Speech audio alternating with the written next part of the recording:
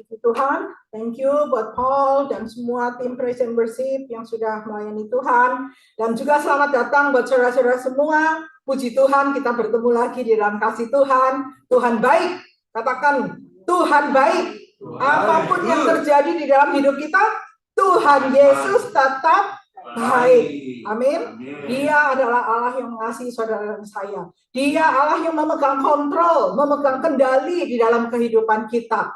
Segala sesuatu mungkin bisa keadaannya tidak enak, tetapi percayalah bahwa Tuhan Yesus tidak pernah meninggalkan kita anak-anaknya. Dan dia selalu ada bersama dengan kita dan selalu memimpin hidup kita untuk menjadi anak-anak yang makin hari makin serupa dengan Kristus. Karena itu memang tujuannya. Sampai kita diperhadapkan dengan hal-hal yang menantang, yang challenging. Karena Tuhan mau mengeluarkan potensi di dalam hidup kita, mengeluarkan apa yang sudah kita pelajari di firman Tuhan untuk kita terapkan di dalam kehidupan ini, sehingga kita menjadi anak-anak yang juga serupa dengan Yesus. Tuhan Yesus waktu di dunia juga banyak menghadapi tantangan, menghadapi orang-orang yang mau menjatuhkan dia, yang mau menyiksa dia, mau membunuh dia. Tetapi Tuhan Yesus menghadapi dengan cara apa yang Bapa di sorga ingin dia lakukan, dan dia lewati itu semua sehingga dia menjadi Allah yang menang, Allah yang menang atas kuasa maut, dosa dan setan. Puji Tuhan, kita anak-anaknya juga akan menang. Sekali lagi kita dipertemukan di tempat ini, diingatkan bahwa kita senantiasa mau selalu connect up, connect in, connect out. Ingat itu ya, kita worship, fellowship, discipleship, ministry, dan mission untuk menjadi serupa dengan Kristus. Dan hari ini kita masih belajar kitab Efesus. Kita masih belajar dari kitab Efesus, dan minggu ketiga biasanya kita menghadapi discipleship ya. Kategorinya adalah discipleship. Kita akan belajar seperti seorang murid. Kita belajar apa yang kita perlu untuk kita bertumbuh untuk menjadi semakin dewasa. Saudara, keadaan di dunia ini sejak dulu memang udah jelek. Makin hari makin jelek lagi. Dan makin banyak tantangannya. Tahun 2020 ada pandemi COVID. Lalu kemarin ada perang Rusia sama Ukraine. Gak tahu di depan kita akan ada apa lagi. Berita-berita ekonomi semuanya jelek. Inflasi di mana-mana. Harga barang naik, bensin naik, semua naik. Ya, semua itu akan menjurus kepada akhir zaman ini. Kita memang hidup di akhir zaman ya. Jadi saudara dan saya harus tahu bahwa dunia ini tidak akan menjadi lebih baik, akan menjadi lebih buruk. Oleh karena itu saudara dan saya harus tahu cara menghadapinya. Bagaimana kita juga sebagai anak-anak Tuhan, kita menghadapi keadaan dunia yang semakin buruk ini. Saudara, di dalam satu video yang saya pernah tonton, saya senang nonton tentang animal gitu ya. Natural Geographic itu biasanya ada ya, cerita-cerita tentang animal kingdom begitu. Dan ada satu video, saya cari nggak bisa dan terlalu panjang ya kalau disiarkan juga. Itu kumpulan singa-singa yang sedang berburu rusa. Ya, rusa biasanya juga bergerombol ya. Kumpulan rusa ataupun binatang-binatang yang sejenis rusa, antelope lah dan lain-lain ya. Kita anggap rusa aja. Itu bergerombol. Singa-singa kalau sedang berburu rusa, dia memakai satu cara. Rombongan ini. Caranya adalah menakut-nakuti dulu. Dia mengaum, dia mengejar, dia membuat rombongan rusa ini panik. Itu yang mereka akan lakukan. Bikin panik dulu, sehingga ada satu nanti yang lari sendiri nggak tahu kemana, yang lainnya lari ke sana, dia larinya ke tempat yang lain gitu. Ada satu yang akan terpencar karena panik, gitu ya. Nah, dialah yang akan menjadi incaran dari singa-singa ini. Itu taktik dari singa-singa untuk menerkam mangsanya. Nah, demikian juga di dalam kehidupan kita sebagai anak Tuhan. Kita ini diumpamakan sebagai domba. Domba-dombanya Tuhan ya. Kumpulan domba-domba. Iblis diumpamakan sebagai apa? Singa yang mengaum-ngaum dan berusaha untuk menerkam kita. Caranya bagaimana? singa-singa ini sama seperti singa-singa itu. Dia akan bikin panik saudara dan saya. Dengan apa? Berita-berita di luar. Dengan segala macam keadaan. Dengan segala macam apa yang akan terjadi di dalam hidup kita. Sehingga kita terlepas dari kumpulan kita. Langsung, misalkan anak Tuhan, udah ngapain saya ke gereja-gereja lagi? Percuma. Udah ngapain saya ketemu kumpul-kumpul? Persekutuan doa dan lain ngapain? Sendiri aja. Nah, sampai suatu saat, waktu kita benar-benar hanya sendiri, dan kita menangisi diri kita, dan kita merasa kasihan sama diri kita sendiri, dan kita apa? Iblis mulai berusaha menerkam kita. Makanya nggak heran, ada banyak sekali orang apa? Bunuh diri, menghadapi segala masalah, menghadapi apa? Dia menarik diri dari keluarganya, dari komunitasnya, dari apa menyendiri. Akhirnya mengambil keputusan yang salah. Nah, itu adalah cara iblis. Hati-hati. Ya, firman Tuhan sudah mengingatkan di dalam firman Tuhan 1 Petrus 5 ayat 8 sampai 9. 1 Petrus 5 ayat 8 sampai 9 yang berkata, sadarlah dan berjaga-jagalah. Lawanmu si iblis berjalan keliling sama seperti singa yang mengaum-ngaum dan mencari orang yang dapat ditelannya. Siapa orang yang dapat ditelannya? Karena angkat tangan saudara. Ya, kita nggak mau ditelan sama iblis.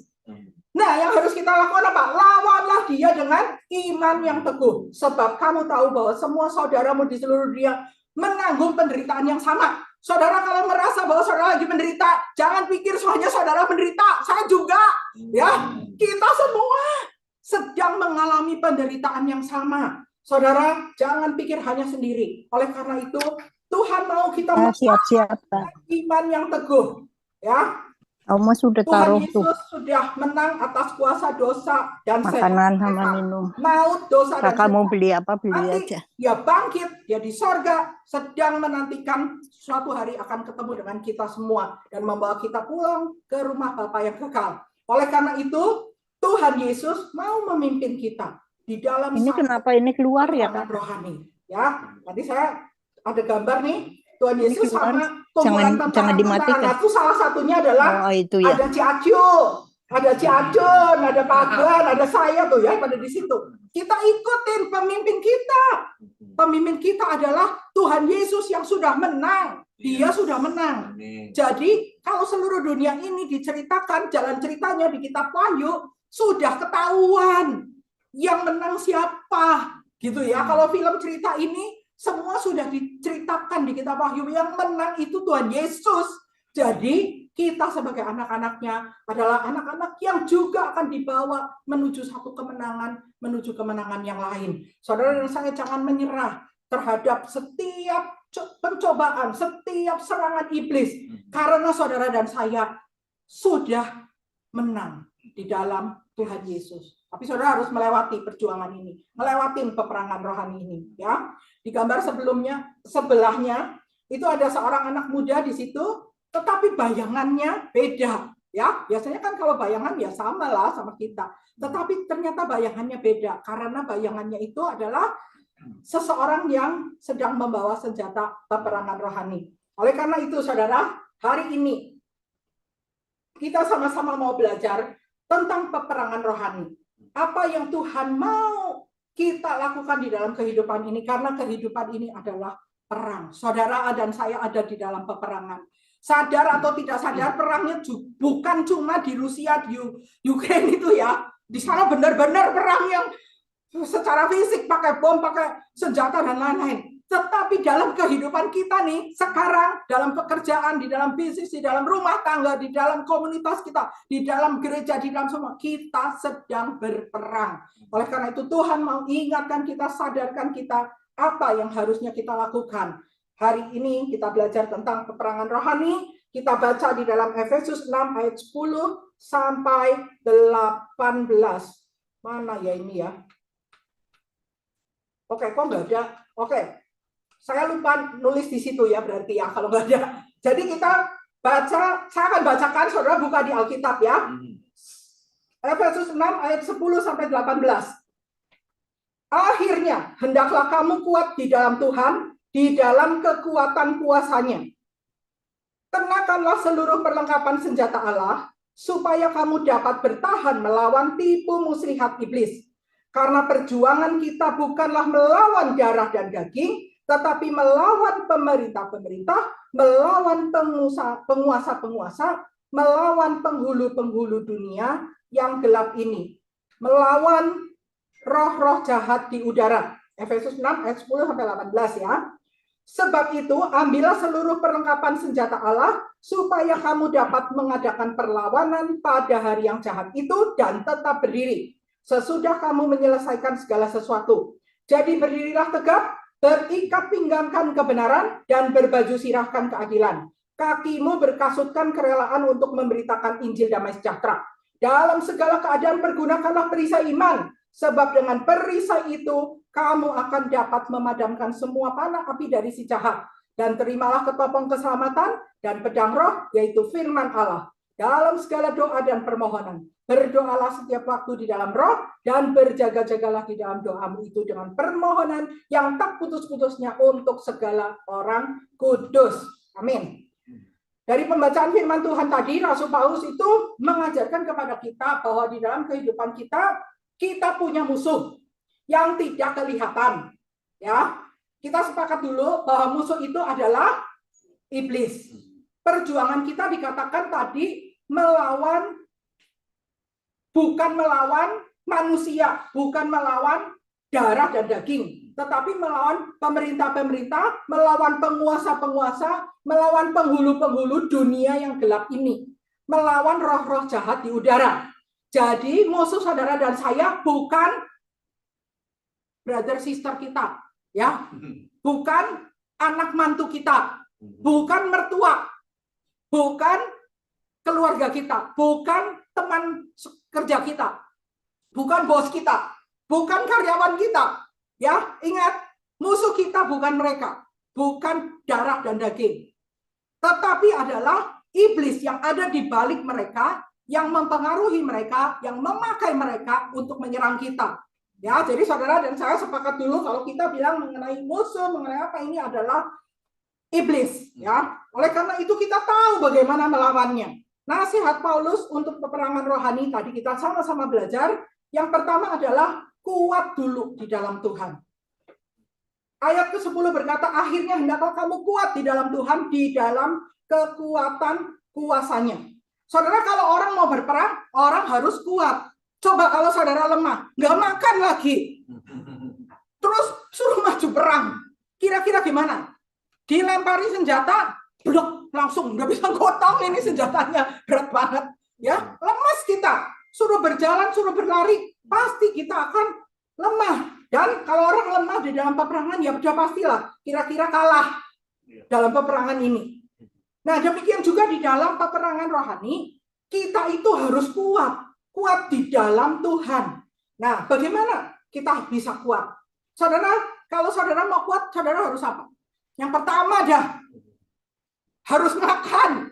Hari ini siapa yang belum makan? Lemas gak? Yang belum makan, lemas, jangan ngantuk. Jangan ngantuk. Harus diingatkan ini. Yang nggak makan biasanya pasti lemas. Saya kalau nggak makan nggak bisa mikir, saudara, nggak bisa kerja, ya. Kayaknya orang Jawa bilang suren, gitu ya, suren nih, nggak bisa mikir gitu. Dan kadang-kadang bapak-bapak biasanya emosi loh. Kalau lapar tuh jadi emosian. Jadi kalau bapak-bapak emosi, langsung comot roti saja, bisa calm down, gitu kan? Ya. Karena lapar. Kuat itu karena kita harus makan. Yang kedua adalah karena kita olahraga, melatih otot-otot kita. Ya, demikian juga di dalam kehidupan rohani. Itu saya kasih gambar makanan dan Tante Happy lagi olahraga. Bukan ya, mirip Tante Happy. Tante Happy nggak ada di sini, tetapi mirip. Makanan kita dari mana? Kalau fisik kita udah tahu, roti, combro, gudeg, segala macam, nasi, ya, pecel. Hari ini makan sate sama pare. Nah, itu adalah secara fisik. Tetapi secara rohani kita harus makan makanan firman Tuhan. Matius 4 ayat 4 berkata, Tuhan Yesus menjawab waktu dicobai oleh iblis, ada tertulis manusia hidup bukan dari roti saja, tetapi dari setiap firman yang keluar dari mulut Allah. Ya, nggak cukup saudara dan saya makan hanya roti, makanan secara fisik itu hanya untuk fisik. Tetapi untuk rohani kita harus makan firman Tuhan. Dan apa? Melatih olahraga kita. Olahraga kita adalah ibadah. Ya, melakukan kehendak Tuhan. Firman Tuhan dalam 1 Timotius 4 ayat 7 sampai 8 berkata, tetapi jauhilah tahyul dan dongeng anak nenek-nenek tua. Latihlah dirimu beribadah. Latihan badani terbatas gunanya, tetapi ibadah itu berguna dalam segala hal karena mengandung janji baik untuk hidup ini maupun untuk hidup yang akan datang. Saudara, kita berolahraga itu menggerakkan tubuh-tubuh kita, ya, agar otot-otot kita itu terbentuk. Demikian juga secara rohani ibadah itu dikatakan di situ kita suruh latih. Memang itu bukan sesuatu yang saudara otomatis kepengen. Olahraga, siapa yang otomatis kepengen? Gak ada. Saya termasuk orang yang males olahraga, saudara. Kalau suruh jalan minta ampun deh. Saya salut sama Bu Hana. Seneng hiking. Beberapa di sini juga seneng hiking ya. Saya anti hiking. Males jalan gitu ya. Coba, banyak kan saudara-saudara di sini yang juga males tuh. Kayak gitu ya. Olahraga bukan sesuatu yang kita kayaknya tuh langsung kepengen gitu. Tetapi disuruh latih gitu. Ada sesuatu yang harus mendorong kita. Demikian juga ibadah. Ibadah tuh secara daging ya, manusia sudah jatuh di dalam dosa. Kita maunya yang enak-enak, ya hal-hal yang keduniawian. Tetapi kalau mau ibadah, kita tuh harus didorong-dorong begitu. Nah, kita minta supaya kita dikasih kesadaran. Seperti kita juga harus dikasih kesadaran berolahraga ya, makin berumur kan kita harus mikir nih, dengkul bentar lagi udah pinuh, mau copot lagi. Katanya kaki itu harus dilatih, saudara, supaya kalau kita tua nanti kita masih bisa jalan. Jadi mau nggak mau kita harus mikir kan, harus mulai berlatih kaki. Demikian juga latihan rohani ini kita harus lakukan. Latihan rohani bisa kita lakukan dengan beribadah, berdoa, membaca firman Tuhan, paksa diri untuk setiap pagi bangun, bukan cari hal-hal yang lain dulu, tetapi cari Tuhan dulu. Berdoa, baca firman Tuhan. Berapa menit sih kita baca firman Tuhan? Nggak lama. Baca firman Tuhan, berdoa, datang ke gereja. Ya, saya tadi ngobrol sama Ci Acu dari San Francisco berangkat 8:30. Itu perlu latihan ibadah. Kalau nggak ada kekuatan untuk latihan ibadah, nggak berangkat 8:30. Saya sama Pak Yudi coba dari pagi nih kita udah juga jalan 8:30 udah keluar. Ya, sebelumnya kita harus selesaikan hal-hal yang lain dulu. Harus melatih diri kita untuk kita beribadah, memuji Tuhan, mengangkat tangan, bernyanyi, memberi, baik perpuluhan, persembahan, itu adalah bagian dari ibadah. Menolong orang, memperhatikan orang yang susah, yatim piatu, dan lain-lain, orang kesusahan, itu adalah bagian dari ibadah. Yang Tuhan mau kita itu latih terus. Karena apa? Latihan jasmani, yang olahraga, yang hiking, yang fitness tadi nih. Tukang fitness satu ya, di sini terbatas. Hanya di dunia untuk jasmani kita. Tetapi latihan rohani tadi itu sampai ke kekekalan nanti. Sampai kita berjumpa di rumah Bapa. Sampai kita hidup selama-lamanya. Jangan bongkok di sorga. Gak enak ntar. Ya kan? Emang sih ngeliatin jalannya terus emas. Jalannya ada emas. Terus emang jalannya dari emas. Bongkok gini. Tapi kan gak nyaman kita bongkok di sorga. Ya, jangan bongkok di sorga. Kita sehat gitu ya. Nah, itu adalah karena kita berlatih. Rohani kita harus dalam keadaan yang kuat.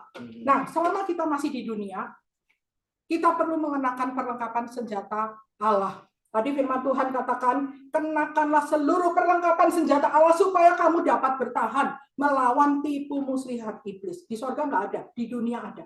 Jadi saudara dan saya sebagai anak-anak Tuhan diperlengkapi dengan perlengkapan senjata Allah ini. Tetapi saudara harus membangunnya, harus mengumpulkannya, harus memulai memiliki senjata-senjata itu sehingga saudara bisa pakai, ya. Karena perjuangan kita sekali lagi dikatakan bukan melawan darah dan daging, tetapi melawan pemerintah-pemerintah, melawan penguasa-penguasa, melawan penghulu-penghulu dunia yang gelap ini, melawan roh-roh jahat di udara. Sebab itu ambillah seluruh perlengkapan, katakan seluruh saudara, jangan cuma satu, seluruh perlengkapan senjata Allah supaya kamu dapat mengadakan perlawanan pada hari yang jahat itu dan tetap berdiri sesudah kamu menyelesaikan segala sesuatu. Sekali lagi saudara, lawan kita adalah iblis. Tidak bisa dilawan dengan marah-marah. Saudara mau marah-marah, enggak work. Saudara mau bawa bentong, enggak. Apa bentong tahu enggak? Pukul. Baseball, saat tongkat. Siapa yang mau dipukul?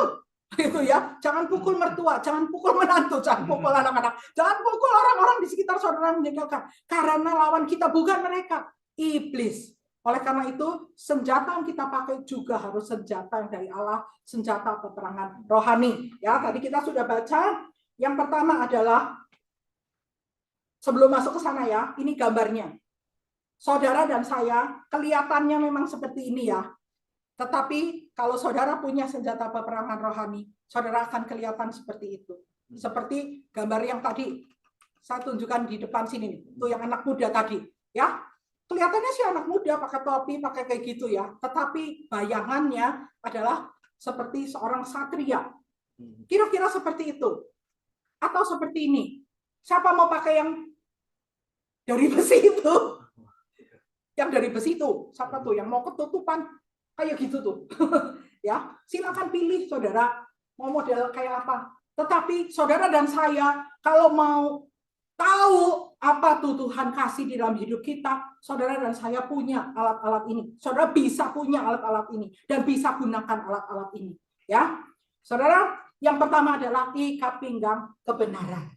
Ikat pinggang kebenaran. Saudara kalau pakai ikat pinggang itu karena apa? Karena celananya supaya tidak melorot. Ya udahlah, ya kan? Supaya kita itu punya support di pinggang. Ya, kalau saudara punya support di pinggang, saudara melakukan apa-apa lebih mantap lah. Nggak kepikiran celana kita akan melorot nanti. Disuruh lari, aduh, mikir lagi celana melorot gimana. Kalau ada ikat pinggang, dia akan memegang dan membuat kita tegak berdiri. Ya, apalagi kalau ikat pinggang untuk perang itu seperti mungkin korset ya. Tapi yang lebih tebal gitu, yang bisa membuat kita itu tegak berdiri seperti itu. Ikat pinggang kebenaran. Saudara saya tanya, kalau saya bilang bahwa bumi itu kotak, bumi itu berbentuk kotak, saudara berani nggak cruise naik kapal? Ada yang berani? Nggak berani. Kenapa? Takut kecemplung kan? Cruise kemana nih? Ujungnya nih bentar lagi begini. Saudara mungkin nggak berani nyetir jauh-jauh. Bentar lagi jurang nih, gitu kan? Kalau kita berpikir bahwa bumi itu kotak, saudara. Tetapi waktu kita berpikir bumi itu bulat, dan kenyataannya bumi bulat apa kotak sih? Coba. Lonjong sedikit ya. Ikut sekolah lagi ya. Bumi itu bulat, ya. Saintis membuktikan begitu. Masih ada yang ngeyel loh, saudara, bener. Masih ada loh yang bilang bumi itu kotak datar, katanya masih ada, ya. Tapi kita semua sepakat bahwa bumi itu bentuknya round, ya, bulat. Dan kalau bumi bulat, maka saudara dan saya berani ikut cruise. Ini yang mau cruise ini. Bumi bulat apa kotak? Yuk. Yang mau cruise, yang habis cruise sudah membuktikan bumi itu bulat, ya. Maka kita bisa naik cruise, kita berani naik kapal karena bumi bulat. Kebenaran itu seperti itu. Firman Tuhan katakan, maka katanya kepada orang-orang Yahudi yang percaya kepadanya, jikalau kamu tetap di dalam firman-Ku, kamu benar-benar adalah murid-Ku, dan kamu akan mengetahui kebenaran, dan kebenaran itu akan memerdekakan kamu. Saudara harus tahu apa yang benar, dan apa yang benar itu ada di dalam firman Tuhan. Kalau saudara dan saya nggak tahu, maka saudara sama seperti orang yang berpikir bahwa bumi itu kotak. Sehingga kemana-mana saudara akan takut. Mikirnya kita akan salah terus karena buminya kotak, mikirnya. Demikian juga kalau kita tidak tahu firman Tuhan, pikiran kita akan diselewengkan, gampang sekali. Percuma kamu percaya, kamu sebentar lagi akan jadi kalau mati kamu jadi kodok, gitu kan? Kamu ntar mati ya, kamu jadi laler. Ada teman saya nggak berani tepuk nyamuk karena saya takut tepuk nyamuk, jangan-jangan nenek saya nyamuknya, gitu. Jadi dia rela digigit bental-bental nyamuk karena kebenaran. Benar nggak tuh? Yang pernah punya pengalaman gitu? Tidak memerdekakan kita. Ya, hal-hal yang salah di dalam kehidupan kita tidak memerdekakan kita. Oleh karena itu kita harus tahu apa yang benar, dan apa yang benar itu ada di dalam firman Tuhan. Oleh karena itu betapa penting kita belajar firman Tuhan, membaca firman Tuhan sehingga kita tahu kebenarannya. Dan hidup di dalam kebenaran itu hidup di dalam firman Tuhan. Kebenaran itu akan membantu kita untuk kita bisa menjalani kehidupan sehari-hari. Ya, kehidupan kita banyak mengambil keputusan-keputusan. Dengan pedoman-pedoman firman Tuhan kita bisa mengambil keputusan yang benar. Saudara, kemarin kita belajar bahwa kita adalah anak-anak Allah. Kita adalah warga kerajaan sorga. Maka kita hidup di dunia ini hanya traveling, hanya tur. Suatu hari nanti kita akan pulang, senang atau tidak senang. Rumah saudara bagus, kendaraan saudara banyak, segala macam di dunia kita punya, senang atau tidak senang, mau atau tidak mau, semua akan ditinggal. Dan kita akan pulang ke rumah Bapa. Oleh karena itu kita harus dengan kebenaran ini, kita menata kehidupan kita. Apa yang kita harus lakukan di dalam kehidupan ini. Sehingga segala sesuatunya kita pikirkan untuk sesuatu yang menuju kepada kekekalan. Saudara, kebenaran itu akan memerdekakan kita. Ada satu ayat pencobaan-pencobaan di dunia ini. Pencobaan-pencobaan yang kita alami ini tidak melebihi kekuatan kita. Dia Allah yang setia dan adil. Dia akan memberikan jalan keluar kepada kita agar kita bisa menanggung pencobaan-pencobaan tadi. 1 Korintus 10 ayat 13. Saudara, kalau kita tahu kebenaran ini, seberapapun pencobaan yang sedang kita hadapi, saudara akan merasa apa? Aku lebih kuat. Karena janji Tuhan. Kebenaran janji firman Tuhan katakan, itu pencobaan biasa yang tidak akan melebihi kekuatan kita. Jadi kita pasti akan lebih kuat. Dan Allah itu setia. Dia akan memberikan jalan keluar. Saudara, jangan dikira saya dan Pak Yudi tidak punya persoalan. Persoalan kami segudang banyak sekali, saudara. Tetapi ayat inilah yang menguatkan kami. Kebenaran ini Tuhan, kalau kami harus hadapi ini, kami percaya kami masih kuat. Dan kami percaya Tuhan bahwa Engkau Allah yang sanggup memberikan jalan keluar pada waktunya. Kami anak-anak-Mu Tuhan, kami percaya Engkau akan tolong. Jadi sangat penting punya ikat pinggang kebenaran tadi. Dan banyak sekali di Alkitab hal-hal kebenaran yang saudara dan saya bisa dapatkan. Yang berikut adalah baju sirah keadilan. Ini adalah baju besi ya, yang dipakai di depan gini, namanya baju sirah keadilan. Baju sirah itu baju besi yang dipakai untuk melindungi bagian depan. Bagian depan itu ada organ-organ yang kita harus lindungi, ya. Ada jantung yang paling utama. Supaya panah nggak masuk ke sini, dia pakai baju sirah, ya, baju besi itu. Lalu ada hati, ya, jantung tuh kadang-kadang dibilangnya heart, itu menggambarkan hati. Tuhan mau kita melindungi hati kita.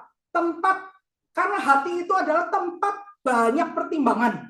Di dalam hati nurani kita banyak pertimbangan, dan pertimbangan-pertimbangan yang harus ada di dalam hati adalah hal-hal yang menunjukkan keadilan. Hidup menjunjung tinggi keadilan. Itu seperti kita memakai baju sirah. Saya mengutip dari apa yang ditulis oleh Raja Daud dalam Mazmur 40 ayat 9-10. Aku mengabarkan keadilan dalam jemaat yang besar. Bahkan tidak kutahan bibirku. Engkau juga yang tahu ya Tuhan. Keadilan tidak kusembunyikan di dalam hatiku. Jadi ada hubungan antara keadilan itu dengan hati, ya, karena di hati itulah ada pertimbangan keadilan. Kesetiaanmu dan keselamatan daripadamu kubicarakan, kasihmu dan kebenaranmu tidak kudiamkan kepada jemaah yang besar. Mazmur 40 ayat 9 dan 10. Dan Amsal juga mencatat, jagalah hatimu dengan segala kewaspadaan, karena dari situlah terpancar kehidupan. Hati kita itu adalah tempat yang sangat penting, ya. Jaga hati kita dengan kewaspadaan, karena dari situ nanti akan terpancar kehidupan. Dari hati akan menuju ke pikiran kita, dan pikiran kita akan menuju kepada tindakan kita. Tindakan kita benar kalau pikiran kita benar. Pikiran kita benar kalau hati kita benar. Demikian juga kebalikannya. Hati kita salah, penuh masalah, penuh kedengkian, penuh kebencian, penuh keserakahan, penuh yang jahat-jahat. Maka pikiran kita juga jadi jelek. Mikirnya mau ngerampok bank terus. Gimana ya cara yang ngerampok bang? Gimana ya ngerampok bang? Akhirnya tindakan bisa salah. Kong kali kongan sama orang. Ayo kita ngerampok sama-sama. Nah, jadi tindakannya salah. Begitu kira-kira ya. Pikiran dari hati dan pikiran mempengaruhi tindakan. Yang berikut saudara, kasut kerelaan mengabarkan Injil damai sejahtera. Nah ini berhubungan dengan kaki. Kaki kita itu melangkah kepada orang-orang di sekitar kita, orang-orang yang membutuhkan Injil dan damai sejahtera. Saat ini banyak sekali orang-orang seperti ini. Banyak sekali orang-orang yang sedang membutuhkan jawaban dalam hidup mereka. Dan jawaban itu ada di Tuhan Yesus. Kita orang-orang yang Tuhan sudah tebus, sudah dikasih kesempatan, keselamatan, sudah dipilih menjadi anak-anak Allah. Tuhan mengutus kita untuk kita menjadi saksinya, untuk menjadi alatnya kepada orang-orang di sekitar kita. Mungkin itu adalah teman-teman kita, mungkin itu tetangga kita, mungkin adalah orang-orang di dalam tempat pekerjaan kita, keluarga bahkan. Tuhan mau kita memiliki kasut kerelaan, ya, yang untuk memberikan kabar damai sejahtera, Injil damai sejahtera. Roma 10 ayat 14 sampai 15 berkata, tetapi bagaimana mereka dapat berseru kepadanya jika mereka tidak percaya kepada Dia. Ini maksudnya adalah orang-orang yang belum mengenal Tuhan. Gimana mereka bisa berseru kepadanya jika mereka tidak percaya kepada Dia? Bagaimana mereka dapat percaya kepada Dia jika mereka tidak mendengar tentang Dia? Belum pernah dengar tentang Tuhan Yesus. Bagaimana mereka mendengar tentang Dia jika tidak ada yang memberitakannya? Tidak ada yang pernah kasih tahu tentang Tuhan Yesus. Dan bagaimana mereka dapat memberitakannya jika mereka tidak diutus? Seperti ada tertulis betapa indahnya kedatangan mereka yang membawa kabar baik. Saudara, Tuhan Yesus sudah mengutus kita semua anak-anaknya untuk menjadi alat Tuhan dengan amanat agung. Gereja mengutus saudara dan saya untuk menjadi alat-alat Tuhan yang rela untuk memberitakan tentang Injil damai sejahtera. Dan saya, saudara, sebagai gembala di tempat ini, mengutus juga saudara-saudara untuk menjadi alat Tuhan. Dimanapun saudara berada, melangkahlah, bawalah berita Injil damai sejahtera untuk saudara-saudara, teman-teman di sekitar kita. Nah, kasut ini adalah salah satu perlengkapan senjata peperangan yang saudara dan saya akan perlukan. Perisai iman, saudara, digunakan untuk apa nih kalau perisai? Untuk melindungi dan memadamkan panah api, ya, dari si jahat. Tadi firman Tuhan katakan di dalam Efesus, dalam segala keadaan pergunakanlah perisai iman, sebab dengan perisai itu kamu akan dapat memadamkan semua panah api dari si jahat. Saudara, iblis itu memanah, ya, memanah. Di sini digambarkan memanah dengan panah api. Panah api itu banyak jenisnya. Mungkin panah api putus asa, panah api kebencian, panah api kemarahan, panah api kejahatan yang lain. Panah api ini terus dikirim terus gitu loh. Tadi yang gambar yang pertama tadi juga ya, ada banyak panah tuh yang datang. Dan kita sebagai anak Tuhan, kita itu ya punya seperti kayak ada lingkaran. Toko target tahu nggak? Tahu ya? Logonya tahu? Target. Nah, itu kira-kira di dalam sini mungkin di dalam tubuh kita tuh ada kayak lingkaran begitu tuh. Yang iblis akan berusaha untuk mentarget kita dengan panah-panah apinya. Oleh karena itu kita perlu punya perisai. Perisai itu untuk melindungi dan untuk memadamkan. Jadi begitu kena perisai itu terus panahnya mati, apinya mati gitu ya. Perisai itu adalah perisai iman. Iman itu adalah percaya. Ya, kita sudah belajar tentang iman. Dikatakan sebab semua yang lahir dari Allah mengalahkan dunia, dan inilah kemenangan yang mengalahkan dunia. Iman kita. Iman kita itu yang akan membawa kita sampai ke akhir. Bahkan pada saat saudara dan saya mau menghembuskan nafas yang terakhir, iman saudara akan diuji. Iman saudara akan diuji. Dan iman itulah yang akan mengalahkan dunia. Kita akan menang kalau kita punya perisai iman, ya. Saudara, iman itu sangat penting, tapi saya coba menggambarkan ya. Saya membayangkan. Waktu kecil kalau kita main perang-perangan, kita memakai segala jenis apa yang kita bisa pakai sebagai perisai, tameng, ya. Zaman dulu di Indonesia kita bisa pakai tampah. Tahu tampah yang buat nasi, buat beras ya. Itu asik tuh buat tameng. Kita sembunyi di belakangnya kayak gitu kan kalau main. Tameng itu juga bisa dari tutup ember. Pakai tutup ember. Bisa juga pakai apa? Kardus. Ya, ini yang pengalaman ini. Pernah mainan pakai kardus tamengnya. Apalagi panci, tutup panci. Ya, pakai tutup panci. Kita kalau perang-perangan pakai tutup panci. Bisa berbentuk macam-macam, saudara. Kalau tameng kita bentuknya tampah, dikasih panah api, kira-kira gimana? Kebakaran. Ya, kalau itu panah api menyentuh tameng tutup ember, leleh juga mungkin. Ya, kekuatan tameng kita itu mempengaruhi gimana kita akan menang dalam peperangan, melindungi kita gitu ya. Maksudnya karena perisai iman itu untuk melindungi. Kita berlindung gitu ya kalau di peperangan. Nah, firman Tuhan mengatakan jadi iman timbul dari pendengaran dan pendengaran oleh firman Kristus. Iman itu akan makin kuat waktu kita terus mendengar firman Tuhan. Saudara mau punya iman kayak tampah atau kayak besi? Itu tergantung dari bagaimana saudara mendengar firman Tuhan yang menguatkan terus. Pada saat saudara merasa lemah, iman saudara sedang lemah, mungkin tameng saudara itu lagi bentuknya kayak tampah, saudara dengarlah firman Tuhan. Firman Tuhan itu akan menguatkan kita lagi. Dengerin lagi firman Tuhan, dengerin firman Tuhan, makin kuat. Sehingga pada saat ada panah api datang, saudara bisa dengan gampang menangkisnya karena saudara tahu tidak benar, firman Tuhan nggak katakan begitu. Firman Tuhan katakan bahwa saya adalah orang-orang yang lebih daripada pemenang. Iblis mungkin kasih panah, kamu orang nggak berharga, ngapain kamu datang ke gereja, ngapain kamu berdoa, percuma. Tuhan nggak mau dengar sama kamu lagi, kamu udah terlalu banyak berdosa. Tetapi kalau saudara ingat apa firman Tuhan kita kemarin, Tuhan melihat kita betapa kita itu adalah anak-anaknya yang berharga di mata Allah. Dia menebus kita dengan darahnya yang mahal. Pak Wira sudah mengulangi dalam senior fellowship tempo hari. Ya, mahal, kita itu barang mahal. Iblis akan berusaha membuat saudara seperti orang yang tidak berarti. Seperti kita orang-orang yang kalah. Seperti orang-orang yang tidak ada harganya. Tetapi ingat bahwa saudara adalah orang-orang yang mahal. Nah itu karena apa? Karena mendengar firman Tuhan. Terus sehingga firman Tuhan itu akan menjadi seperti perisai yang akan membangkitkan iman kita.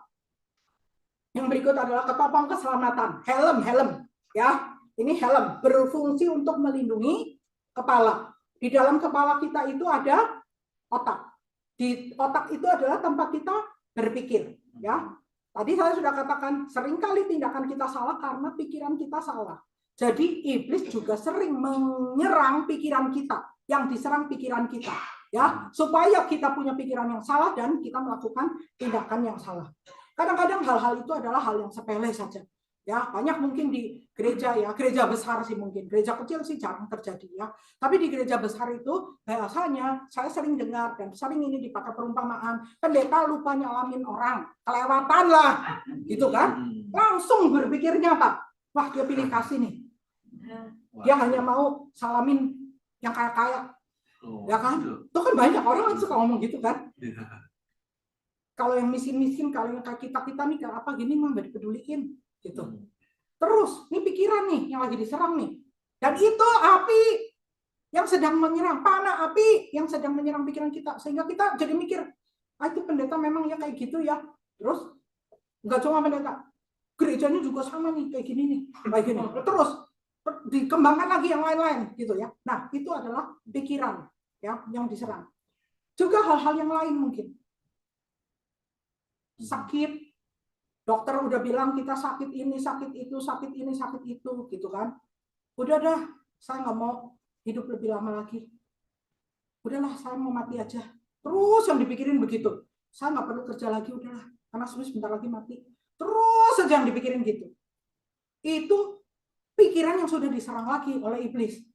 Sehingga kita tidak punya gairah hidup. Padahal masih ada harapan kalau Tuhan mau sembuhin juga bisa. Kalau Tuhan mau sembuhin bisa. Memang wewenang ada di tangan Tuhan. Otoritas ada di tangan Tuhan. Tetapi sebagai anak kita boleh ngomong sama Tuhan. Tuhan, kalau boleh Tuhan, sembuhkan aku. Tahun 2007, ya 2007 saya tuh harus dioperasi. Ada benjolan di payudara saya. Besar, segede bola golf. Sakit, kayak sakit gigi. Merah, rasanya udah gak karu-karuan. Saya harus dioperasi tanggal 18 Mei 2007. Saya berdoa, Tuhan, kalaupun saya harus pulang ke surga dengan cara ini, saya rela, saya siap. Tetapi saya mendengar banyak orang mengalami kesembuhan. Dan kalau boleh Tuhan, biarlah saya seperti 10 orang kusta. Ya, ada cerita 10 orang kusta disuruh sama Tuhan Yesus berjalan kepada imam menunjukkan diri bahwa dia udah sembuh. Waktu disuruh jalan ini belum sembuh nih. 10 orang kusta itu jalan. Di tengah jalan udah sembuh belum? Belum. Ini jalan terus nih. Waktu sampai di tempat imam, mereka sembuh. Hanya satu yang kembali nanti bilang terima kasih sama Tuhan Yesus. Nah saya bilang, Tuhan kalau boleh Tuhan, biarlah Tuhan, tanggal 18 Mei 2007, saya seperti 10 orang kusta itu datang ke rumah sakit, ke tempat operasi, hanya untuk dinyatakan sudah sembuh. Tuhan, kalau boleh Tuhan, saya berdoa Tuhan, kalau boleh Tuhan. Seminggu sebelum kejadian itu, sebelum tanggal 18, itu saya melihat kempes bolanya, kempes.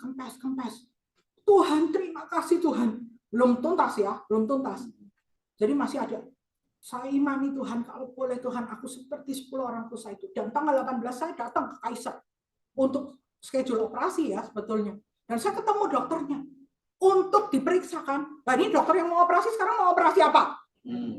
Dokternya bilang, sudah nggak ada, benjolannya nggak ada. Luar biasa Tuhan itu. Segala kemuliaan buat Tuhan. Tuhan bisa kasih mujizat. Kalau Tuhan memang mau sesuai dengan rencana dan kehendak Tuhan. Jadi jangan putus asa. Firman Tuhan berkata di dalam firman Tuhan, di dalam Alkitab ya banyak sekali. Pada saat kalau kita minta kepada Tuhan, Tuhan mau buka jalan, Tuhan mau kasih, Tuhan bisa kasih. Dan melalui bilur-bilur Tuhan Yesus di atas kayu salib, penyakit kita sudah disembuhkan. Penyakit jasmani, rohani, maupun jiwani Tuhan bisa sembuhkan, tidak ada yang mustahil. Tetapi kalau memang Tuhan memang punya rencana yang lain, ya terserah Tuhan. Cara Tuhan juga menyembuhkan bisa macam-macam, lewat mujizat bisa, lewat dokter bisa, lewat segala obat-obatan juga bisa. Kita nggak boleh menutup segala kemungkinan-kemungkinan yang ada. Ya, Tuhan kita luar biasa. Nah itu ketopong keselamatan diperlukan untuk menjaga pikiran kita. Perlu pakai helm. Sikap kita adalah kita harus seperti disarankan oleh 2 Korintus 10 ayat 5. Kami mematahkan setiap siasat orang yang dan merubuhkan setiap kubu yang dibangun oleh keangkuhan manusia untuk menentang pengenalan akan Allah. Kami menawan segala pikiran dan menaklukkannya kepada Kristus. Saudara, maksudnya di sini adalah orang-orang di sekitar saudara akan berusaha merobohkan setiap kubu yang dibangun. Ya, saudara sedang punya pemikiran-pemikiran yang benar. Sekitar saudara, mungkin teman, mungkin orang tua, mungkin saudara-saudara akan melemahkan. Saudara nggak mungkin, itu nggak mungkin, gitu kan? Ya, akan itu menentang apa? Pengenalan akan Allah. Dengan kita percaya akan janji-janji Tuhan, sebetulnya kita makin mengenal akan Allah kita. Saya makin mengenal Dia, bahwa Dia adalah benar-benar Jehovah Rafa, Allah yang menyembuhkan. Dia benar-benar Jehovah Jireh, Allah yang menyediakan setiap keperluan kita. Dia adalah Allah Jehovah Shalom, Allah yang membawa damai sejahtera. Allah Jehovah Nisi, itu Allah yang membawa panji-panji kemenangan, keselamatan. Ya, saudara, kita harus mengenal akan Dia. Yang berikut adalah pedang roh, yaitu firman Allah. Saudara, segala tulisan yang diilhamkan Allah memang bermanfaat untuk mengajar, untuk menyatakan kesalahan, untuk memperbaiki kelakuan dan mendidik orang dalam kebenaran. Firman Allah itu berfungsi untuk mengajar, menyatakan kesalahan, memperbaiki kelakuan, mendidik orang dalam kebenaran. Pernah nggak saudara di dalam mendengarkan firman Tuhan, saudara merasa seperti ada menusuk hatimu? Ya kan? Ada yang menegur, ada yang seseorang datang kepada saya, Ci Grace, waktu saya dengar khotbah Ci Grace, saya seperti ditamparin. Ditamparin saya bilang, Tuhan berarti sayang sama kamu. Benar, saya kan nggak tahu masalah saudara dan masalah saudara itu apa, nggak tahu. Tetapi kalau Tuhan izinkan ada firman-Nya yang mau untuk digunakan, memperbaiki, menegur saudara-saudara, Tuhan akan memakai siapapun dia, pengkhotbah siapapun ya, yang berdiri menyampaikan firman Tuhan. Firman Tuhan itu dari Tuhan, disampaikan oleh seorang pengkhotbah. Jadi saudara jangan shoot the messenger, jangan marah sama yang menyampaikan firman Tuhan. Yang menyampaikan firman Tuhan tidak tahu apa-apa, saudara. Ya hanya menyampaikan saja. Tetapi kalau saudara ditegur melalui firman Tuhan dan lain-lain, itu karena Tuhan justru sayang kepada saudara-saudara dan saya, dan mau kita itu berubah, mau kita itu diperbaharui. Karena memang firman Tuhan itu seperti pedang bermata dua. Ya, Ibrani 4 ayat 12 berkata, sebab firman Allah hidup dan kuat dan lebih tajam daripada pedang bermata dua manapun. Ia menusuk amat dalam sampai memisahkan jiwa dan roh, sendi-sendi dan sumsum. Ia sanggup membedakan pertimbangan dan pikiran hati kita. Luar biasa sekali. Ini seperti pedang tajam, seperti pisau-pisau operasi. Itu yang bisa memisahkan jiwa dan roh, membedakan pertimbangan dan pikiran. Itu pedang firman Allah. Seampuh itulah pedang firman Allah. Dan pedang firman Allah itu adalah senjata kita, saudara, untuk menghadapi kuasa-kuasa kegelapan. Saudara, waktu Tuhan Yesus dicobai di padang gurun, Tuhan Yesus memakai firman Allah sebagai alat untuk melawan iblis. Ya, saudara masih ingat? Ada tertulis. Semuanya pakai kata ada tertulis. Manusia hidup bukan dari roti saja, tetapi dari firman yang keluar dari mulut Allah. Waktu suruh merubah roti batu jadi roti. Terus ada pula tertulis, janganlah engkau mencobai Tuhan Allahmu. Waktu Tuhan Yesus disuruh lompat dari hubungan baik Allah.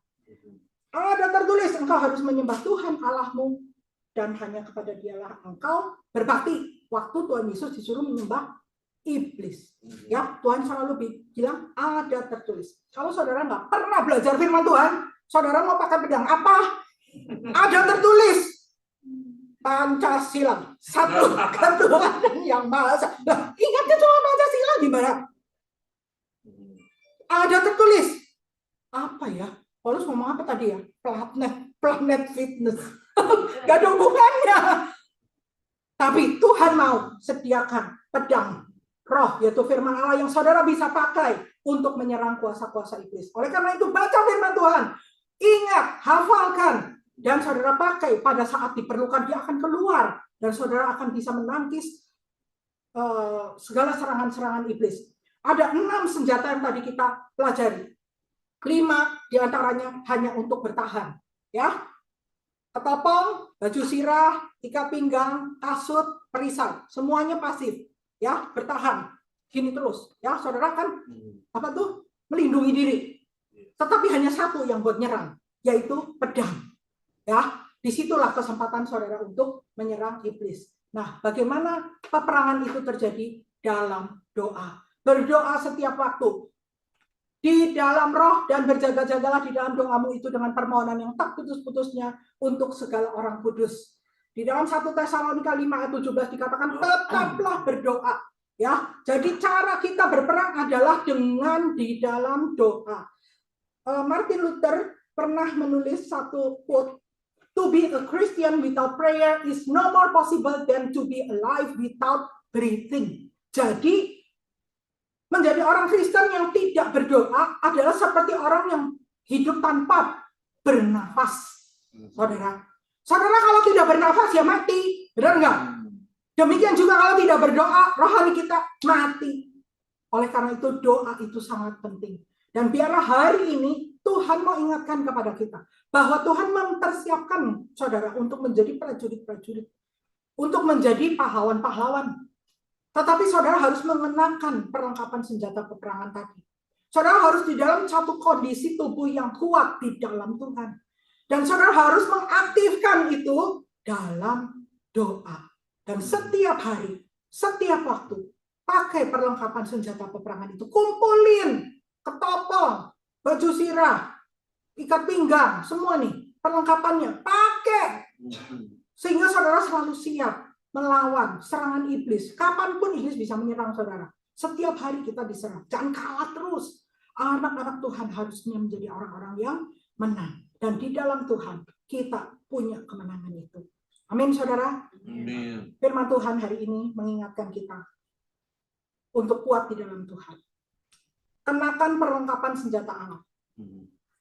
Ya, kita sudah lihat tadi kuat di dalam Tuhan dengan baca firman dan beribadah. Mengenakan perlengkapan senjata Allah berarti kita hidup benar, hidup adil, rela menjadi saksi Kristus, punya iman, jaga pikiran, dan gunakan firman Allah sebagai pedang. Dan saudara berdoa setiap waktu. Kadang-kadang kita berdoa. Berdoa itu sebetulnya percakapan dengan Tuhan. Berdoa itu dua arah. Seperti bernafas. Inhale, terus apa namanya? Exhale. Ya, kita menghirup udara, mengeluarkan udara. Saudara, banyak kita berdoa hanya ngomong terus sama Tuhan, tapi tidak mengizinkan Tuhan untuk bicara sama kita. Padahal kita harus dua arah, ya. Dan di saat itu adalah hal-hal di mana saudara dan saya itu akan menerima instruksi-instruksi dari Tuhan apa yang harus kita lakukan di dalam kehidupan ini. Doa peperangan adalah doa yang sedikit berbeda dengan doa permohonan biasa. Di dalam doa peperangan ini, posisi saudara harus kuat. Karena siapa yang lawan kita juga kuat, saudara. Ya, iblis itu lebih tua dari kita. Lebih ngerti semuanya. Lebih paham segala macam. Dia kuat. Tetapi kita lebih kuat di dalam Tuhan Yesus. Posisi kita harus kuat. Firman Tuhan, beribadah, tadi ya. Lalu kita mengenakan perlengkapan senjata peperangan rohani. Dan siap berdoa. Amin, saudara. Mulai hari ini. Hari ini, saudara diingatkan. Belajar kita sama-sama. Saudara bukan orang biasa. Saudara adalah orang-orang yang menang. Saudara adalah orang-orang yang kuat di dalam Tuhan. Saudara punya perlengkapan senjata itu. Pakai, gunakan, dan kita akan menang. Amin. Yuk kita berdoa. Bapak di dalam surga, kami mengucap syukur. Terima kasih Tuhan buat firman-Mu hari ini. Kami bersyukur, berterima kasih Engkau ingatkan kepada kami Tuhan bahwa kami anak-anak-Mu, Engkau sudah perlengkapi dengan senjata peperangan rohani yang Engkau sediakan. Dan biarlah kami mau Tuhan mengumpulkan setiap senjata itu. Kami mau Tuhan menggunakan senjata itu di dalam kehidupan kami sehari-hari. Sehingga kami menjadi anak-anak-Mu yang menang. Tuhan, kalau ada di antara kami Tuhan, di saat-saat ini menghadapi banyak masalah, menghadapi tantangan, menghadapi hal-hal yang tidak enak Tuhan. Kami percaya bahwa Engkau Allah yang sanggup melepaskan kami dari segala sesuatu itu. Kami tahu Tuhan bahwa iblis memakai segala masalah, segala tantangan itu untuk menjatuhkan kami. Tetapi hari ini kami mendengar Tuhan bahwa kami punya senjata itu. Oleh karena itu kami mau menggunakan. Tuhan tolong kami. Berikan kekuatan buat kami Tuhan. Lewat kami membaca firman-Mu, lewat kami berlatih beribadah. Tutup bungkus kami dengan kuat kuasa darah Yesus, dan malaikat Tuhan yang berjaga sekeliling kami itu akan membawa kami kuat di dalam Engkau. Dan kami mau Tuhan mengenakan seluruh perlengkapan senjata peperangan ini. Kami menggunakan ikat pinggang kebenaran, baju sirah keadilan, kasut kerelaan untuk mengabarkan Injil damai sejahtera. Kami menggunakan perisai iman dan ketopong keselamatan, juga pedang roh yaitu firman Allah. Dan kami mau hidup benar, hidup adil, rela menjadi saksi Kristus, punya iman, jaga pikiran kami dan gunakan firman Allah. Dengan seluruh perlengkapan senjata peperangan ini Tuhan, kami mau berdoa mematahkan segala kuasa-kuasa kegelapan di dalam nama Yesus. Segala kuasa-kuasa kegelapan yang menyerang keluarga kami perintahkan keluar, kami patahkan kuasanya di dalam nama Yesus. Segala kuasa-kuasa kegelapan yang menguasai usaha, bisnis, pekerjaan, menghalangi kami, sakit, penyakit, dan lain-lain Tuhan. Kami mau patahkan di dalam nama Yesus. Tuhan, biarlah kami mengaktifasikan Tuhan setiap peperangan rohani ini di dalam hidup kami. Sehingga hidup kami menjadi hidup yang berkemenangan. Terima kasih, segala hormat pujian hanya bagi Engkau. Biarlah Tuhan namamu saja yang dipuji, ditinggikan. Di dalam nama Tuhan Yesus kami berdoa dan kami mengucap syukur. Haleluya. Amin. Amin. Silakan Paul.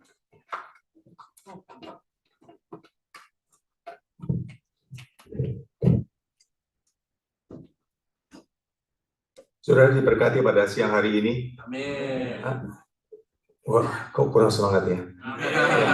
Saudara, firman Tuhan yang disampaikan hari ini, saya sampai tadi bertanya berapa kali waktu di mobil ya. Biasanya sebelum disampaikan, saya sudah mendengar berkali-kali dulu kenapa dia mau menyampaikan firman Tuhan ini. Jadi saya jemaat yang mula-mula, saudara. Saya nggak tahu kenapa Ibu Kris bicara mengenai perlengkapan senjata rohani. Tapi satu hal yang mungkin yang saudara bisa ambil pada pagi hari ini adalah bersiap, terima firman Tuhan ini dengan hati yang terbuka dan persiapkan. Karena kita akan masuki tahun 2023 seperti yang mungkin saya banyak sekali mengamati hal-hal khususnya di bidang bisnis dan ekonomi dan lain sebagainya. Tahun 2023 mungkin saudara juga menerima WA dari orang-orang di Indonesia. Pak Jokowi bilang ada 60 negara yang akan kolaps. Nggak tahu kayak gimana. Tetapi yang pasti saudara, kalau kita masuk ke dalam masa tersebut, kita sebagai anak-anak Tuhan itu sudah dipersiapkan dari hari ini. Amin, saudara. Ya, kita yakin dan percaya bahwa waktu yang Tuhan berikan buat saudara dan saya adalah waktu yang sangat-sangat tepat. Sehingga ada orang bilang, it's all about the right man on the right place, the right time. Ya, jadi kita bisa menerima berkat Tuhan. Kita berdoa supaya kita ada di waktu yang tepat. Amin. Apapun yang saudara gumulkan, Tuhan pasti menjawab. Amin. Walaupun bisa juga jawabannya itu tidak. Betul? Bisa juga jawabannya tunggu. Betul? Bisa juga langsung dikabulkan hari ini. Jadi apapun pergumulan saudara pada pagi hari ini, ya, yakin dan percaya bahwa Tuhan pasti menjawab doa saudara dan saya. Waktunya tepat. Ya, jadi kalau saudara minggu depan kembali lagi ke tempat ini, kita dengan sesuatu yang baru bahwa Tuhan, aku akan memakai semua perlengkapan senjata Allah, memakai semua perisai iman, pedang roh dan lain sebagainya yang tadi sudah diberitakan. Dan untuk meresponi firman Tuhan pada pagi hari ini, kita akan sama-sama nyanyikan pujian ini, saudara. Yuk kita sama-sama belajar ya. Chorusnya berkata begini, saudara.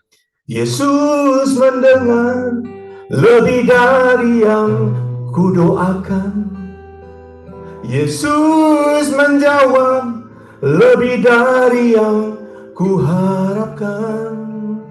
Dengan caranya di waktu yang tepat, ku kan melihat Dia jadikan semua.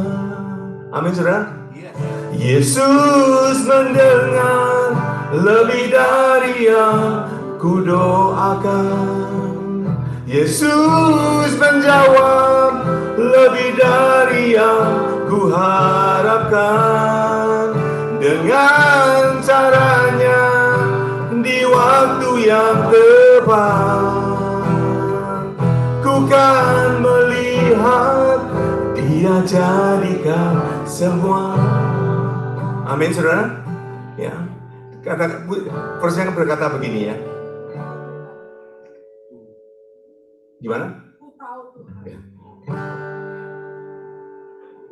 Ya, soalnya yang saya lihat yang naskah aslinya katakan begini.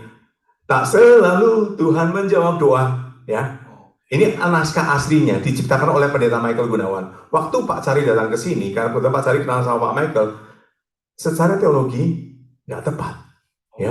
Karena katanya waktu asli begini, tak selalu Tuhan menjawab doa. Bugis bilang begini, Ku tahu Tuhan, ku tahu Tuhan selalu menjawab doa. Pasti Dia beri yang terbaik di waktu yang tepat. Itu yang benar nih. Ya. Izinkanlah Tuhan untuk bekerja, yang mustahil menjadi mungkin oleh karena percaya. Yuk kita nyanyi lagu ini ya. Ku tahu Tuhan selalu menjawab doa. Pasti Dia beri yang terbaik di waktu yang tepat. Izinkanlah Tuhan untuk bekerja, yang mustahil menjadi mungkin oleh karena percaya. Dari atas ya. Ku tahu Tuhan selalu menjawab doa. Pasti Dia beri yang terbaik di waktu yang tepat. Izinkanlah Tuhan untuk bekerja, yang mustahil menjadi mungkin oleh karena percaya. Yesus mendengar. Yesus mendengar lebih dari yang ku doakan. Yesus menjawab lebih dari yang ku harapkan. Dengan caranya di waktu yang tepat, ku kan melihat Dia jadikan semua. Yesus mendengar. Yesus mendengar lebih dari yang ku doakan. Yesus menjawab lebih dari yang ku harapkan. Dengan caranya di waktu yang tepat, ku kan melihat Dia jadikan semua. At least lagu ini bisa masuk ke dalam minggu depan, bahwa Yesus pasti menjawab doa saudara. Apapun menjadi pergumulan saudara, ini adalah salah satu perlengkapan senjata peperangan kita masuk dalam minggu depan, yaitu dengan memuji dan memuliakan Tuhan. Kita akan masuk dalam pengumuman saudara. Ini adalah daftar yang birthday. Minggu depan siapa? Nanti ada ya orang-orang yang ada di sini ya. Nah, ini adalah small group yang ada. Yang senior silahkan hubungan Pak Roni, yang Brentwood hubungi Joyce, dan Concord Fremont Ibu Hana, anak-anak muda pada Stephen, dan doa setiap hari Rabu every other week dengan Ibu Joyce ya. Dan bagi Bapak Saudara sekalian yang akan memberikan perpuluhan bisa lewat ini ya. Nah, kita akan dulu ibadah kita. Kita panggil berdiri saudara. Dan pada saat kita sebelum kita menerima doa berkat dari Pastor Grace, kita akan bersama-sama doa syafaat ya. Tadi saya tanya kepada Pak Taufik, kita akan robah sedikit, mungkin ini mendadak, tapi doa syafaat yang pertama, kita berdoa untuk gereja kita ICCC, untuk pengurus, untuk Pastor Grace, untuk jemaat yang sedang sakit, mereka yang membutuhkan pertolongan di dalam pekerjaan dan sebagainya. Dan untuk doa ini saya minta Pak Wira untuk berdoa ya. Dan doa syafaat yang kedua, kita berdoa untuk bangsa dan negara Indonesia, bangsa dan Amerika ya. Dan nanti saya minta untuk doa ini, saya minta saudari Lia untuk berdoa ini. Dan juga yang terakhir adalah rencana Christmas Thanksgiving untuk gereja ICCC. Dan ini bisa digabung dengan Pak Wira yang pertama. Jadi dua hal. Nanti setelah itu Ibu Grace akan maju ke depan untuk menerima doa berkat. Ya, saya silakan Pak Wira. Tuhan Allah di surga, kami semua hamba-hambamu jemaat-jemaat ya Bapak. Kami yakin ya Tuhan, Kau punya rencana bagi kami semua satu persatu ya Tuhan. Kami hadir sekarang di tempat ini ya Tuhan, karena anugerah-Mu ya Tuhan. Kau yang memungkinkan kami Bapak, kami juga sadar akan amanat kami ya Tuhan sebagai gereja-Mu untuk menjalankan perintah-Mu di dunia ini. Pakailah kami ya Bapak. Dan untuk itu ya Tuhan, kami mau serahkan gereja ini ke seluruh jemaat, dari pimpinan, dari Pastor Grace, dan Pak Yudi yang mendampingi Ibu Grace, semua pengurus ya Bapak, kami serahkan semua dalam tangan ya Tuhan. Kami perlu bimbingan-Mu, kami perlu visi yang jelas dari Roh Kudus ya Tuhan, kemana kami harus melangkah, apapun rencana kami ya Tuhan, kami mau serahkan ke dalam tangan-Mu. Kau sendiri yang memberi pencerahan kepada kami ya Bapak, baik dalam jangka waktu pendek maupun jangka waktu panjang. Dalam jangka waktu pendek, kami ingin mengadakan acara pada Thanksgiving dan Natal. Tuhan, biarlah ini bukan sekedar hanya merayakan dengan hura-hura, ya Tuhan, kami menyukuri berkat-berkat-Mu ya Tuhan. Dan Kau mau pakai acara kami ini ya Tuhan untuk membagi berkat bagi orang-orang sekitar kami, bagi jemaat kami, dan juga bagi orang-orang yang bisa kami jangkau ya Bapak, untuk membawa mereka, untuk memperkenalkan Yesus kepada mereka ya Tuhan. Pakailah semua acara kami ya Tuhan, berkati acara kami, beri kami hikmat dalam menjalankan semua acara ini ya Tuhan. Semua susunan acaranya ya Tuhan, biarlah kami memuliakan nama-Mu. Tuhan, kami juga berdoa bagi seluruh jemaat kami ya Tuhan, yang sedang dalam pergumulan. Kami tidak tahu ya Tuhan, tapi Engkau tahu ya Tuhan. Engkau tahu semua masalah kami satu persatu ya Bapak. Bapak, kami hanya bisa menyerahkan semua jemaat kami dalam tangan-Mu ya Tuhan. Entah itu yang sakit, yang mencari pekerjaan, masalah rumah tangga, masalah keuangan, masalah resesi, apapun juga ya Bapak, Engkau yang mengerti ya Tuhan. Biarlah kami selalu teguh ya Tuhan di dalam Engkau, karena kami yakin Engkau menjawab semua doa. Tuhan, kami seringkali tidak mengerti rencana-Mu ya Tuhan. Rencana-Mu lebih agung, lebih jauh daripada rencana kami ya Tuhan. Kami hanya tahu bahwa kami bisa bersandar kepada-Mu ya Tuhan dalam menjalani semuanya. Kami tahu jawaban-Mu kadang hanyalah tunggu atau mungkin tidak, tapi kami tahu itu di balik semuanya Engkau punya maksud yang terbaik bagi kami. Karena kami adalah anak-anak-Mu ya Tuhan, yang telah Engkau tebus dengan darah yang mahal melalui Tuhan kami Yesus Kristus.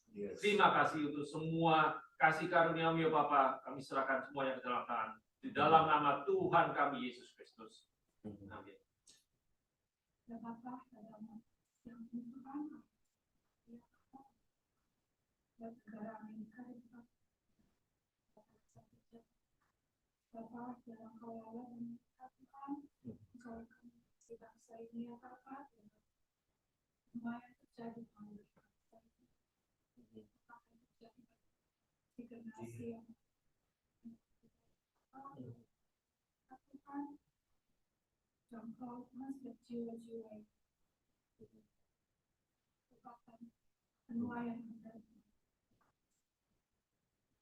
Tuhan juga berdoa pemimpin tingkat tertinggi Tuhan berikan hikmat kebijaksanaan kalau mereka menjalankan pemimpin dari Tuhan begitu sangat bila dimana kami satu hati untuk melakukan mendekat dalam kami kasihan kami Bapak kami juga berdoa untuk bangsa Indonesia juga Tuhan dan kami akan dari tahun depan Tuhan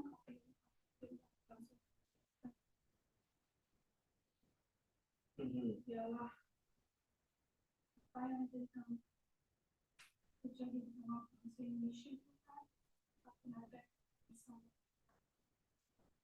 keluarga kami yang ada di Indonesia, saudara-saudara kami juga berdoa untuk apa yang terjadi Tuhan, tapi banyak terjadi peperangan di sisi Tuhan. Kami dalam bersama Engkau, Engkau memberi kekuatan, Engkau memberi pimpinan kami, kepemimpinan kami terus berjalan bersama Engkau. Di mana kami berjalan bersama Engkau, kami mengenal secara baik. Kami pernyataan Tuhan selalu ada kebenaran Tuhan bagi kami takut dan cinta kami.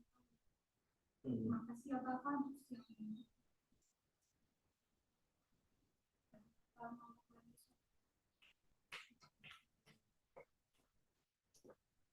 Mari saudara, sebelum kita berpisah, kita akan menerima berkat Tuhan.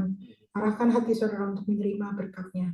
Pulanglah dengan membawa berkat dari Allah Bapa dan cinta kasih Tuhan Yesus Kristus dan persekutuan dengan Allah Roh Kudus yang menyertai, melindungi, menjaga kita sekalian dari sekarang sampai selama-lamanya. Bahkan sampai kedatangan Tuhan Yesus yang kedua kali nanti. Semua berkat ini kita terima di dalam satu nama, di dalam nama Tuhan Yesus Kristus. Dan mari yang percaya kita katakan, amin. Segala kemuliaan buat Tuhan. Selamat hari Minggu. Tuhan Yesus memberkati. See you next Sunday.